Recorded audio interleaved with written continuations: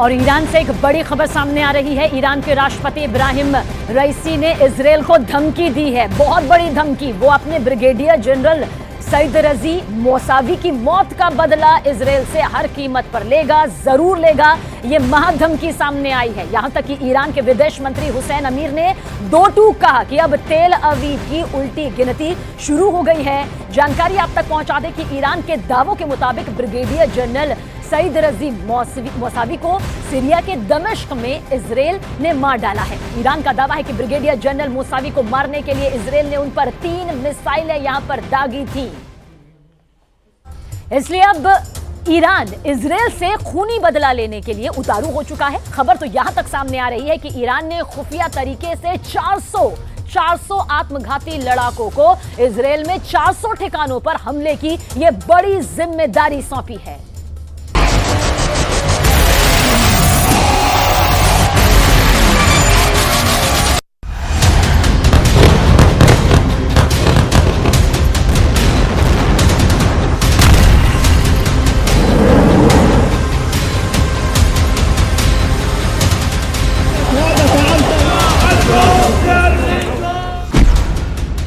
Israel के अंत की उल्टी गिनती शुरू।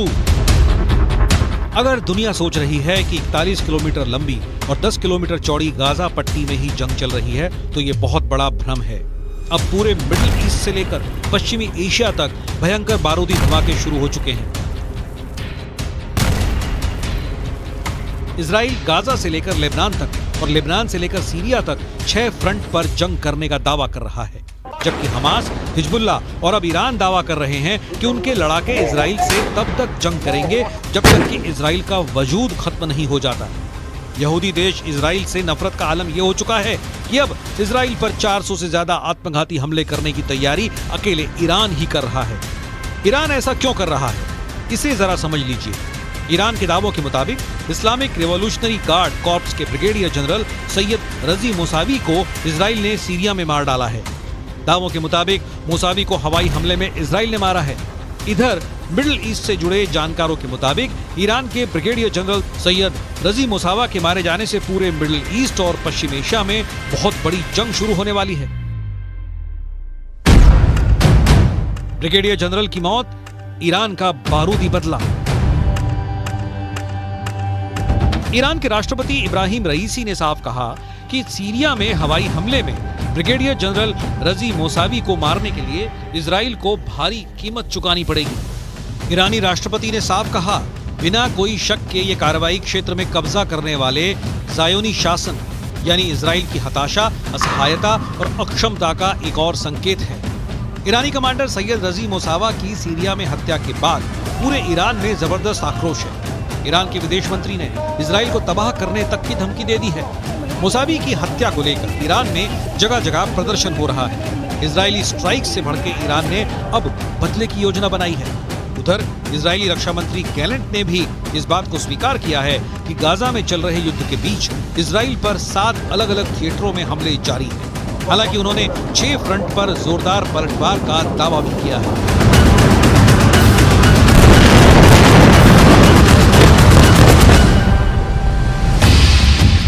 अब सवाल उठता है, आखिर इजराइल ने सीरिया में घुसकर ईरानी कमांडर ब्रिगेडियर जनरल सैयद रजी मौसावी को क्यों मार डाला?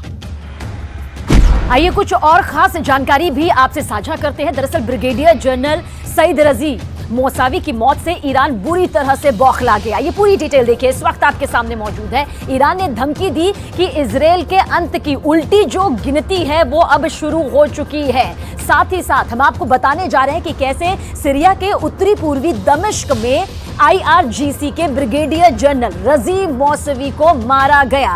और ईरानी मीडिया की खबर यहां पर क्या कहती है? ईरानी मीडिया की खबरों के मुताबिक ब्रिगेडियर जनरल मौसावी दोपहर 2 बजे तक ईरानी दूतावास में मौजूद थे। दूतावास दोपहर करीब 1 बजे घर में धमाका होता है और बगीचे में जाकर लाश गिर जाती है। जी हां, दोपहर 3 बजे का वो वक्त था जब ब्रिगेडियर जनरल मौसावी घर पहुंचे। घर पहुंचने के बाद ठीक उसी वक्त ईरानी दावों के मुताबिक इजरायल की 3 मिसाइलों ने ब्रिगेडियर जनरल सईद रजी मौसावी के घर को कुछ इस तरह से उड़ा दिया। और इसके बाद आपको ये बताते हैं हुआ क्या। चश्मदीदों ने जो देखा उसके मुताबिक अब आपको बता रहे हैं। इजरायली मिसाइलों का धमाका इतना जोरदार था, इतना जबरदस्त और खौफनाक था कि ब्रिगेडियर जनरल सईद रजी मोसावी का शव जो है वो घर से उछलकर कुछ इस तरह से बगीचे में जा गिरा। सोचकर ही रोंगटे खड़े हो जाते हैं, दहशत भर जाती है और उनका पूरा घर देखिए किस तरह से तबाह यहां पर हो जाता है। हम बात कर रहे हैं उत्तर पूर्वी दमिश्क सीरिया, दोपहर 3 बजे और घर में धमाका होता है और लाश जो है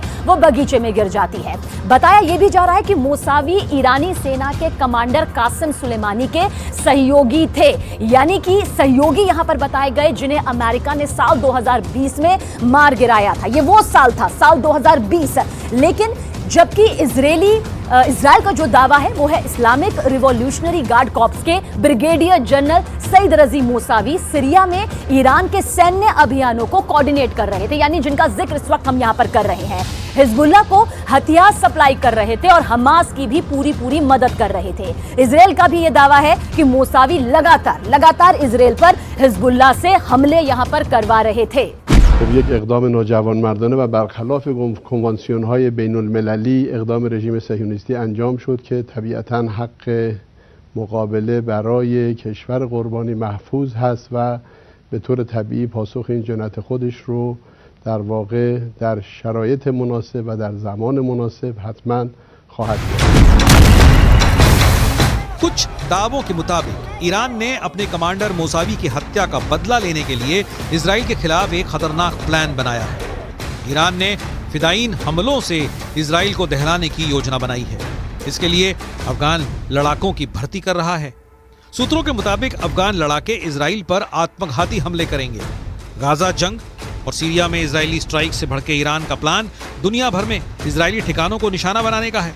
ईरान इजराइल में आत्मघाती हमले कर सकता है, इसके लिए उसने खतरनाक प्लानिंग की है। सूत्रों के मुताबिक जनरल हामिद अब्दुल्लाही के नेतृत्व में ईरान के इस्लामिक रिवॉल्यूशनरी गार्ड कॉर्प्स आर पार की जंग की तैयारी कर रहे हैं। सूत्रों के दावों के मुताबिक IRGS के कुछ फोर्स की यूनिट 400 इजरायली ठिकानों को चिन्हित कर चुकी है जहां पर आत्मघाती हमले की योजना है। इसके लिए अफगान लड़ाकों की बाकायदा भर्ती भी जारी है। अपने समर्थक समूहों के खिलाफ इजराइल और अमेरिकी स्ट्राइक से बौखलाए ईरान ने आक्रामक रुख अख्तियार कर लिया है। साल 2020 में ईरान के टॉप कमांडर कासिम सुलेमानी को अमेरिका ने इसी तरह से हवाई हमले में मार डाला था। ठीक उसी तरह से इजराइल ने ब्रिगेडियर जनरल मोसावी को मार डाला है। ईरान के विदेश मंत्री ने इजराइल की उल्टी गिनती का दावा करना शुरू कर दिया है।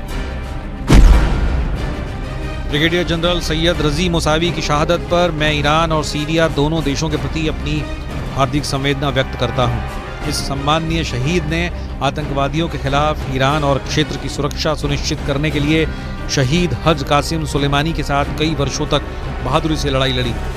अब तेल अवीव की एक कठिन उल्टी गिनती शुरू हो चुकी है। गाजा में भले ही इजरायली सेना ने बढ़त बना रखी हो, लेकिन इजराइल के पीएम नेतन्याहू को भी मानना पड़ा कि गाजा युद्ध में इजरायली सैनिक काफी संख्या में मारे गए हैं, जो हालात को और बदतर बना रहे हैं। ये हालात अब मिडिल ईस्ट से लेकर पश्चिमी एशिया तक खराब हो चुके हैं, क्योंकि हूथी और ईरान समर्थित कताइब हिजबुल्लाह लड़ाकों ने इजराइल और अमेरिकी सैन्य अड्डों पर एक साथ हमले शुरू कर दिए हैं। पहले आप ये जान लीजिए कि हूथी और ईरान समर्थित लड़ाकों ने अमेरिका पर कहां-कहां हमला किया है।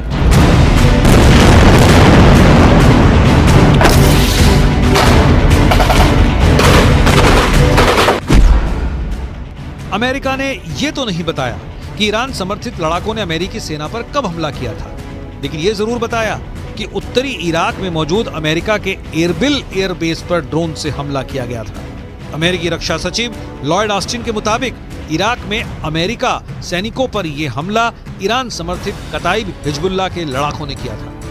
इराक में ईरान समर्थित कताइब हिजबुल्लाह के लड़ाकों के इस हमले में वैसे तो कई अमेरिकी सैनिक घायल हुए, लेकिन 3 सैनिक बेहद गंभीर रूप से घायल हैं।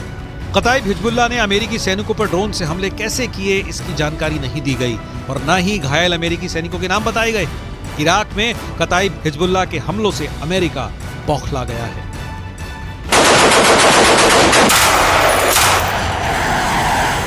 मिडिल ईस्ट से लेकर पश्चिम एशिया तक इजराइल और अमेरिकी सैन्य ठिकानों पर हो रहे हमले साबित कर रहे हैं कि ईरान रूस की शह पर अब जंग में खुलकर कूदने लगा है। हूथी चुन चुनकर समंदर में इजराइल और अमेरिकी जहाजों और टैंकरों पर हमले कर रहा है। यही वजह है कि अब अमेरिका ने ईरान के कताइब हिजबुल्लाह के लड़ाकों पर ऐसा भीषण हमला किया है जिसकी वजह पश्चिम एशिया में जंग तेज होने के दावे किए जाने लगे हैं। हम आपको बताते हैं कि अमेरिका ने ईरान के कताइब हिजबुल्लाह लड़ाकों पर जोरदार एयर स्ट्राइक की है। जरा देखिए कैसे। अमेरिकी रक्षा सचिव लॉयड ऑस्टिन के मुताबिक अमेरिकी सेना ने ईरान समर्थित कताइब हिजबुल्लाह पर भीषण हवाई हमले किए हैं। कताइब हिजबुल्लाह पर अमेरिका ने ये हमले इराक और सीरिया में किए हैं। सोमवार यानी 25 दिसंबर को अमेरिकी सेना ने कताइब हिजबुल्लाह पर हमला किया था। लड़ाकू विमानों और मिसाइलों से ईरान समर्थित कताइब हिजबुल्लाह लड़ाकों के 3 ठिकानों को अमेरिकी हमले में तबाह करने का दावा किया गया है। खबर के मुताबिक अमेरिकी सैनिकों के घायल होने के बाद राष्ट्रपति जो बाइडेन ने ईरान समर्थित मिलिशिया समूहों के खिलाफ जवाबी कार्रवाई का आदेश दिया था, जिसके बाद ये हमले किए गए। अमेरिकी सैन्य बलों ने इराक में कताइब हिजबुल्लाह और कई समूहों की ओर से इस्तेमाल की जाने वाली 3 ठिकानों पर हमले किए। ये सटीक हमले इराक और सीरिया में अमेरिकी अधिकारियों के खिलाफ ईरानी प्रायोजित मिलिशिया हमलों का जवाब है। कताइब हिजबुल्लाह सरीखे समूहों ने अर्बिल एयरबेस पर हमला किया था।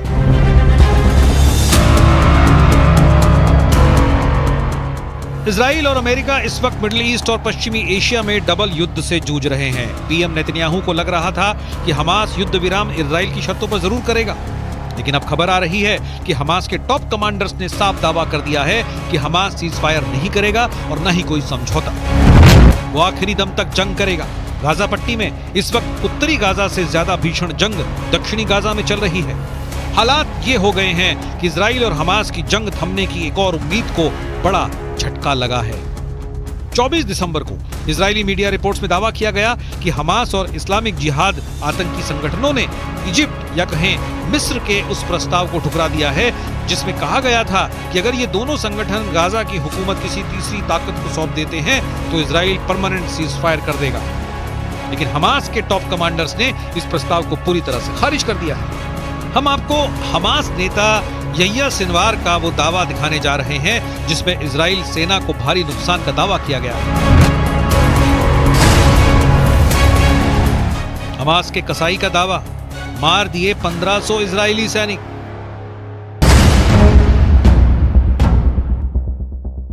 इजराइल की मीडिया रिपोर्ट के मुताबिक हमास के टॉप नेता और कमांडर यह्या सिनवार ने दावा भी किया कि हमास की सैन्य शाखा अल कसम ब्रिगेड ने 5000 से अधिक इजरायली सैनिकों को निशाना बनाया और उनमें से करीब 1500 इजरायली सैनिकों को मार डाला है। हालांकि ऐसा कोई आंकड़ा इजराइल की ओर से जारी नहीं किया गया है।